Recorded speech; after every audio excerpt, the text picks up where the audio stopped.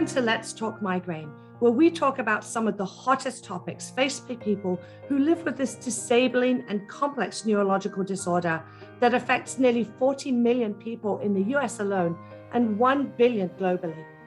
Today, we're going to be talking about the importance of community and how connection with others who really get it can make a difference to managing migraine. Together, we are stronger. Erin, can you share a little bit about what your life was like before you discovered the online migraine community? Yeah, sure. So I was scared. I felt very alone. I didn't know, I didn't have any resources to look into. I didn't have anybody in my family that I could really talk to that knew about migraine. Honestly, I didn't even really know what to expect. I didn't have any idea what the symptoms were that I was struggling with. I had no idea that those were all part of migraine. I had to do a lot of research to find that out. So, but I was really scared because I had no idea what was going on with my body. Yeah, that makes total sense. And I'm sure that a lot of other people who are watching this are going to totally relate to that. So I'm just wondering for you, Carrie, did you feel the same way? How has community made a difference to you? What Erin said about feeling alone, I think is the key to community for me, which was that it made me realize that I am not alone. I felt so isolated. I had to quit work because of migraine. At the same time, my husband and I moved across the country. And so I had left my local support system and I didn't have an online community at that point. And I remember discovering a forum in the middle of the night one night when I was awake with a migraine attack. And it really opened my eyes to realize that I wasn't alone, that there were other people who had experience with this, who could help with.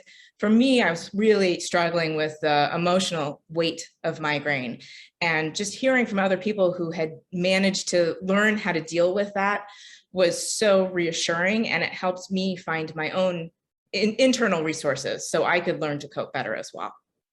Right. I love that term, internal resources. And, we all have them. People often think that those of us who have migraine are weak, but we're not. We're incredibly strong. We have a lot of resources. But when we're isolated, it's hard to tap into those resources. I know for myself, I spent decades hiding. I'd freely talk about just about anything else, but not about how sick I felt. And I felt that I was the only one who was going through this. And I know that that's a sentiment that's shared by a lot of people. What about you, Angel? What was it like for you before you got involved with the online migraine community? Like many of us, the feeling of being isolated, of feeling alone. There's no one else in my family that suffered from migraines on my mother's side, from which I'm most closest to. And not knowing that there were other people who also had the same symptoms, who were going through the same journey. And it's very common for individuals who have indivisible diseases and chronic illnesses, that it's not something that you just display. It's something that you're feeling, and going into the community. And then I have to say, finding the right community. The right community is where you find safe space, and not all communities and all spaces are safe.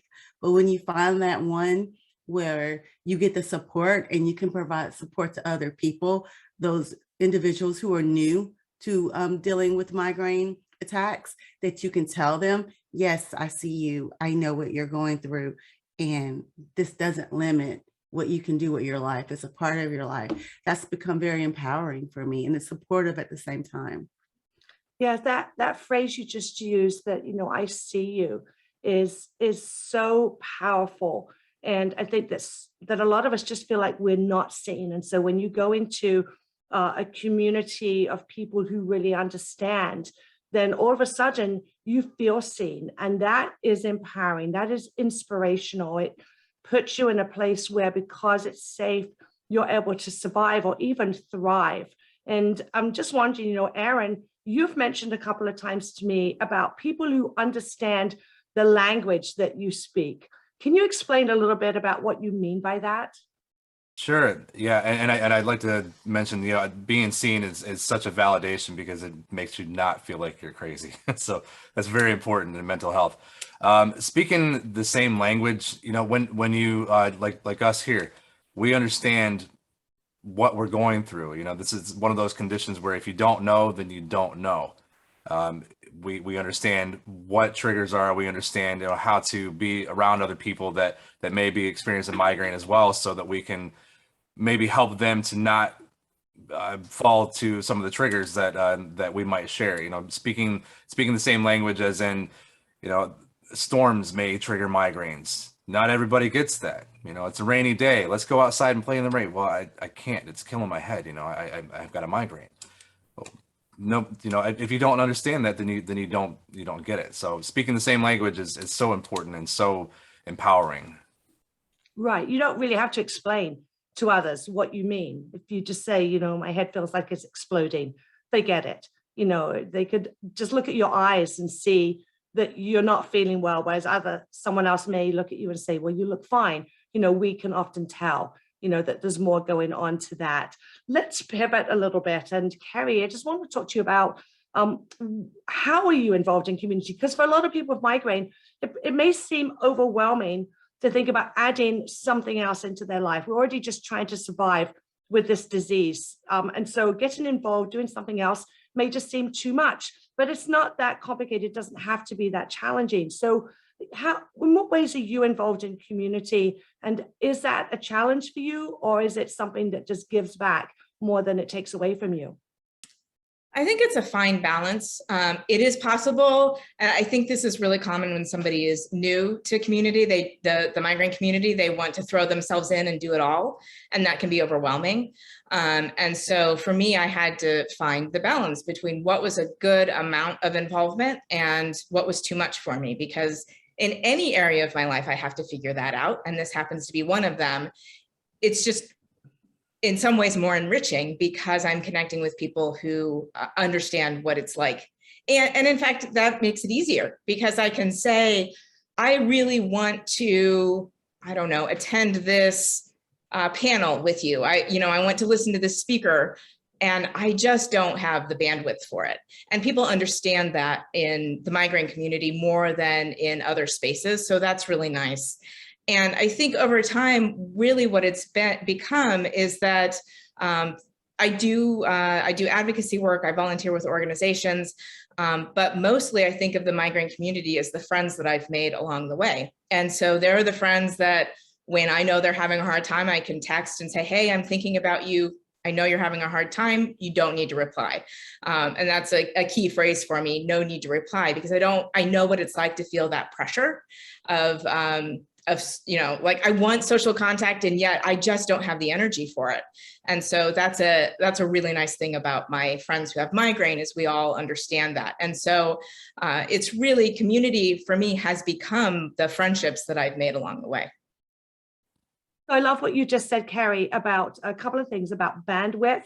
Another way of looking at it is spoons. We have so many spoons when we get up in the morning, and we use them for things like just rolling out of bed, and we run out of spoons very quickly. Most of us with migraine, especially chronic migraine, we run out of spoons very quickly. We run out of bandwidth. And in the migraine community, we all understand that.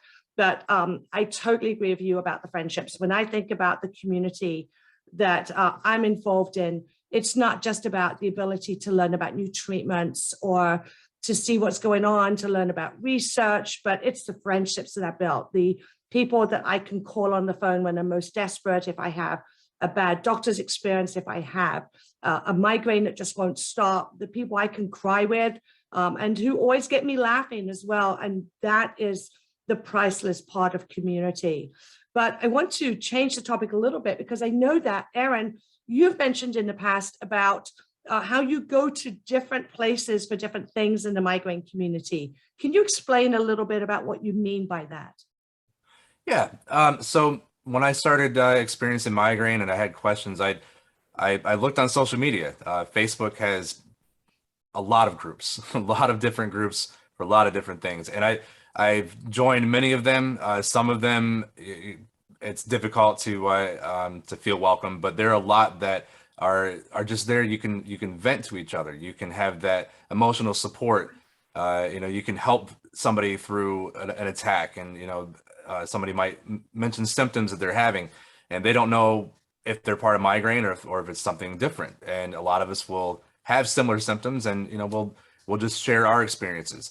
There's other ones that share different types of treatments that other ones don't allow. Each group has their own rules that you have to follow. So it's great to join different groups, and a lot of us have issues speaking when we are in a migraine attack. So if you can tolerate the eye, a lot of us get eye strain too. So it's limited access sometimes in that capacity. But if you can get on there and chat back and forth, even if you can't speak, it's great, because you at least have that sense of belonging to a community that is supporting you, even when you're isolated and alone in bed, just trying to get through the attack. Right, absolutely. I know that a lot of the time when I have a migraine, it won't go away. I'm in bed, but I'm on my phone, unless the pain is just too bad or I can't see properly. And that just gives me a connection to the outside world that I think is priceless, because we tend to feel so isolated. And that's a really big part of community. I want to kind of bring it to a close, but I wanted to ask you, Angel, first. You are someone that I've just started to get to know. It's such a privilege. And I kind of brought you into the Empowering Patient Voices project, which we do in our community. And you did some videos for us, which I thought was just so amazing. And I'm just wondering, what was that experience like for you, doing videos, talking about what it is like to have migraine in a community? What was that like for you? It was empowering, to tell you the truth. I am extremely active in my community, and I hold various leadership roles in various organizations, none of them personally attached to me, all about empowering and changing the community in which we live in. So to be a part and to be a voice in this journey that I have with the migraine has been one of the most impactful things I've done this year.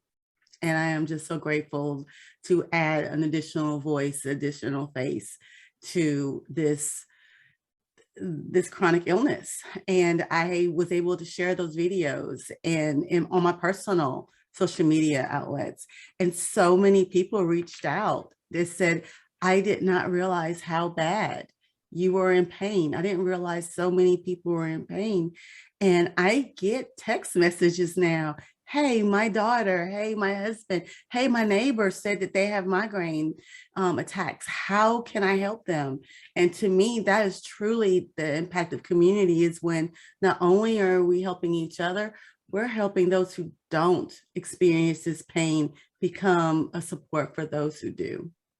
That's so wonderful to hear. And that's kind of just a part of community that we hadn't mentioned until now, that it's an opportunity to discover and to use your voice, which is empowering to start speaking out. It makes you feel less crazy in a sense, because it's validating. It's like, this is what I have. Other people have it too. And then, like with you, Angel, when people see that and they reach out back to you, that is just an incredible experience. So it's just wonderful to have you, involved here, and you, Erin, and you as well, Carrie. It's such a privilege to get to know people like you who are so courageous and just want to make a difference, but you're dealing with so much in your lives. It's just an incredible thing. We're going to be talking more about advocacy in another video. So we're not going to go into it more here, but I just wanted to say, if you or a loved one lives with migraine, we encourage you to get involved in the online migraine community or a local support group. Not only will this give you access to current and accurate information about treatment options and other resources, but also being connected to others who really understand what you are going through is priceless. And it gives you the courage to deal with what you need to today, as well as the courage to face tomorrow. So ask questions, be supportive to others, learn about those treatment options that you may not have discovered until now, make friends, and most importantly, discover that you are not alone on this journey.